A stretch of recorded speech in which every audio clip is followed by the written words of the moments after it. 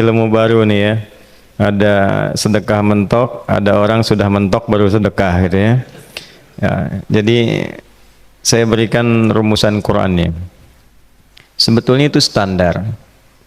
Yang paling standar di dalam ujian Allah kepada manusia, supaya ada nilai rasa dalam diri kita bahwa kita itu punya Allah. Itu poin tertingginya. Nah, biasanya pada titik-titik tertentu oleh Allah itu dihilangkan semua potensi-potensi dari makhluk, sehingga kita bisa merasakan kenikmatan langsung untuk berinteraksi dan mendapatkan anugerah dari Allah. Itu titik tertingginya. Sambil contoh begini, Nabi Zakaria itu yang paling viral di Al-Quran, salah satunya divonis oleh manusia tidak akan mungkin punya keturunan. Secara klinis mustahil, karena istrinya divonis monofus dan mandul.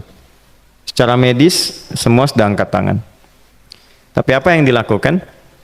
Nanti ini akan melahirkan rumus di Quran surah kelima Al-Maidah ayat 35. Nanti jadi rumus standar dari apa yang dialami oleh beliau ini. Di titik itu beliau menangkap isyarat bahwa ketika manusia sudah mengatakan tidak mungkin, itu tanda awal dari Allah supaya kita langsung memohon kepadanya, karena Allah ingin memberi tanpa perantara siapapun. Maka dilakukanlah kemudian sholat. Sholat itu dalam bahasa Arab, terjemahan kitanya artinya sesuatu yang tersambung, terkoneksi. Karena itu saat kita sedang sholat, kita sedang menyambungkan diri kepada Allah. Anta'budallaha ka'annaka tarah, kata Mas Ihsan tadi. Kita menyembah Allah dan kita merasa diawasi, dinilai oleh Allah. Maka dalam sholat itu beliau meminta. Ya, permintaannya viral. Qala rabbi habli min ladunka dzurriyyatan thayyibah innaka sami'ud du'a. Bahasa bebasnya begini, ya Allah, semua memvonis aku tidak akan mungkin punya keturunan. Sekarang aku memohon kepadamu saja yang tidak punya batas dalam pemberian. Nah, sebelum ke sedekah dengan harta, Allah mengajarkan dulu sedekahlah dengan tubuh kita. Karena tidak semua orang boleh jadi memiliki harta, tapi semua orang punya potensi untuk menggerakkan tenaganya untuk meminta. Oleh karena itu diletakkan sebelum harta itu sholat. Kenapa rukun Islam yang kedua sholat, selanjutnya zakat? Karena tidak semua orang bisa mengeluarkan harta. Kalau tidak ada satu pun mentok di harta, maka gunakan tubuh kita untuk menunaikan sholat. Itu rumus Nabi Zakaria. Maka beliau tunaikan di mihrabnya Maryam, minta ke Allah. Rumus kedua, sebut nama Allah, Asmaul Husna, sesuai kebutuhan kita. Jadi nggak harus 99. Misal, ini mau menuntut ilmu, sekolah, sebut ya Allah ya Alim, pemilik ilmu. Ada persoalan rizki yang ingin kita dapatkan, ya Allah ya Razak. Ada proyek, ada kegiatan yang kira-kira tantangannya tidak mudah, ya Allah ya Al-Fattah. Ini beliau minta karena divonis tidak mungkin, maka meminta kepada Allah dengan nama pemberian tanpa batas, namanya Wahhab. Disingkatnya Hab. Rabbi habli, ya Allah yang tak punya batas dalam pemberian. Mereka memvonis aku punya batasan, maka mohon anugerahkan darimu saja. Jika padamu belum sempat juga terkabul, maka mohon tunjukkan kepadaku dengan cara apa lagi aku mesti meminta. Maka dalam situasi mentok itulah kemudian turun langsung jawaban. Fanadatul malaikatu wa huwa qa'imun yusalli fil mihrab annallaha yubashshiruka bi Yahya. Tolong garis bawah ini.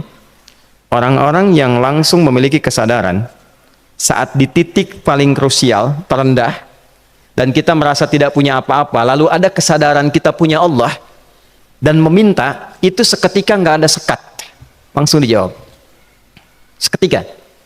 Nah, karena itu biasanya di momen tertentu setiap kita itu pasti mengalami peristiwa itu, apapun bentuknya. Nah, itu kalau sudah sampai ke situ itu kode. Jadi di Islam tuh nggak ada pesimis, ya, tidak ada pesimis, dan jangan pernah melarutkan diri pada sebuah vonis sudah ini nggak mungkin, nggak akan dikabulkan. Nah, itu jebakan setan. Karena declare pertama iblis ketika melakukan kesalahan itu kalimatnya jelas. Ana khairum minhu khalaqtani min narin wa khalaqtahu ya min tin. Saya lebih hebat, lebih bagus. Allah nggak mungkin, sudah nggak mungkin ada ampunan lagi.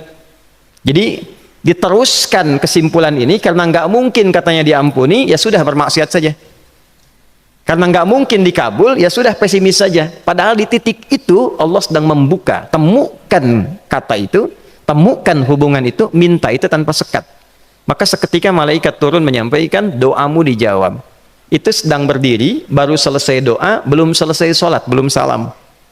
Turun malaikat mengatakan, Allah kasih kabar, kamu akan punya anak, langsung namanya dari Allah Yahya. Jadi Yahya itu pemberian Allah.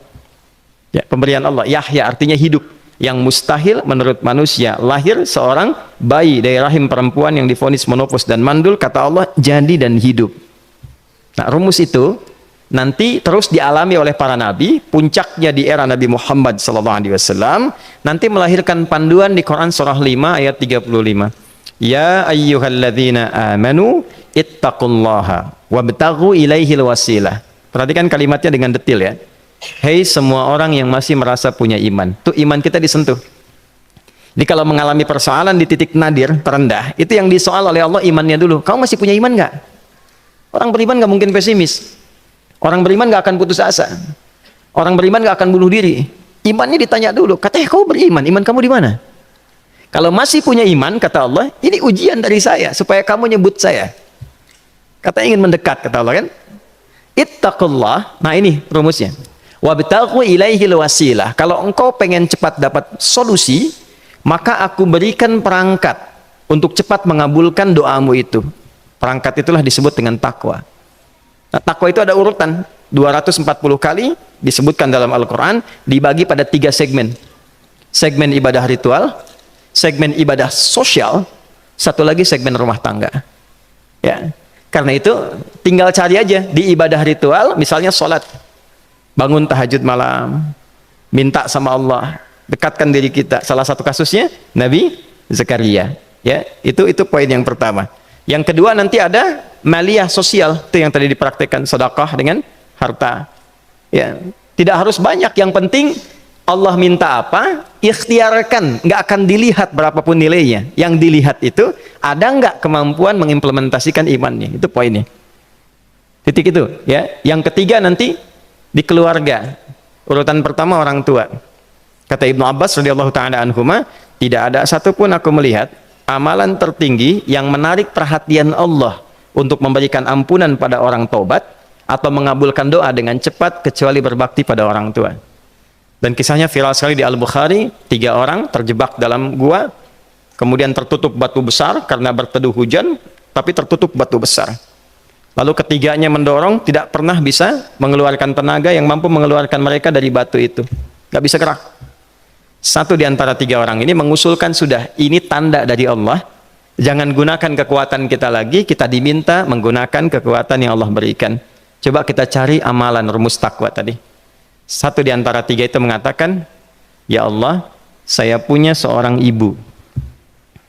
Setiap kali saya berangkat kerja, saya akan selalu siapkan hidangan untuk ibu, khusus untuk susu sebelum tidur, itu saya yang minumkan langsung kepada beliau. Itu berlanjut selama hidup saya seperti yang kau ketahui. Satu kali, saya pulang dari kantor, dari pekerjaan, ibu saya sudah tertidur. Sementara susu belum diminum.